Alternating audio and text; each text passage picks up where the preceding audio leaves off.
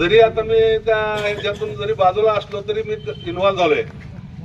का झालंय की बाबा हे योग्य आहे, योग्य ठिकाणी आपण सुचवूया आणि सुचवून ते आपल्या पदरात कसं पाडून घ्यायचं हे करूया.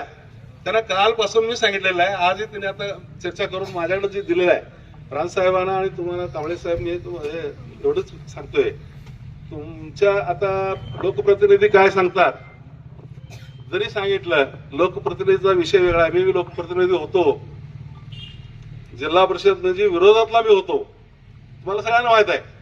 परंतु जे योग्य आहे ते करायचं काम मी माझ्या 5 वर्षामध्ये केलंय. मार्केट कमिटीला होतो, एकाच वेळा 3 विरोधकातनं केलेलं आहे मी, तर केलंय आणि अजूनही सुद्धा करून घेऊ.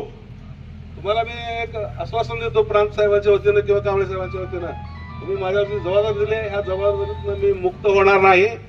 हे धसास लावून आता तुम्ही मगा मला काही कार्यकर्ते म्हटले की ते प्रस्तावच नाही, कारण मी म्हटलं मी स्वतः दिलेलं आहे. पतंगराव कदम, R.R. पाटील हे सगळे माझ्या समोर त्यांना मी सांगितलंय आणि जयंतराव पाटलांना मी खडसावून सुद्धा बोललोय. एवढं हा तुम्ही होता म्हणजे का तुम्हाला वेळ नाही म्हणजे आम्ही कशाला लावले म्हटलं मुंबईला, तिथपर्यंत झालेलं आहे. मी त्यामध्ये काही कमी नाही. आपण तुमचं म्हणणं आणि आम्ही जी पूर्वीची मागणी आहे ती धसास लावून ह्या वर्षभरात त्याचा पाठपुरावा करू.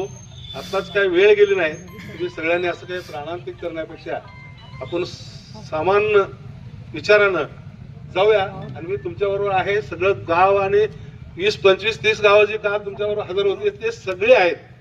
त्यांनी सगळ्यांनी मला फोन करून सांगितलंय तुम्ही वट अजिबात काळजी करू नका. माडगाव तालुका करण्यासाठी जेवढा काय परिसर घेता येईल, जवळजवळ डझनभर जर मंत्री माझी आणि आजी माझ्याबरोबर चांगले आहेत. मी मगा विनय कोरेंना सुद्धा बोललो, काय हो साहेब आम्ही मराला तुम्ही बघून झालाय, लगेच त्यांनी ट्रेन करून सांगितलं. हळदी डॉक्टरना बोललो, बऱ्याच लोकांना मी सदाभाऊ खोतनं बोललोय आणि कुणाला बोलायचं आहे मुख्यमंत्र्यांना सुद्धा बोलू शकतोय. त्याची काय काळजी करू नका. मी तुम्हाला एक विश्वास देतो, हे काम करून घेऊ. फक्त विचारानं आणि एक तन्मयतेनं आपण असंच राहूया आणि त्या पद्धतीनं एक कमिटी नेमलेली आहे. सगळे जवळजवळ केले, प्रत्येक गावात एक एक माणूस याचं माझं सकाळपासून काम आहे साहेब, हे केलंय आणि त्या पद्धतीनंच ते 100% करू. आणि प्रांत साहेबांनी आम्हाला पहिल्या कलेक्टर प्रांत साहेब शिंगण पाटीला तसेच नव्हत्या, तिथनं हा फॉरवर्ड झालेला आहे. सकाळी प्रदीप म्हटला नाहीच म्हटला की बरं आहे, मला माहित आहे चांगलं आणि त्या पद्धतीने असू दे.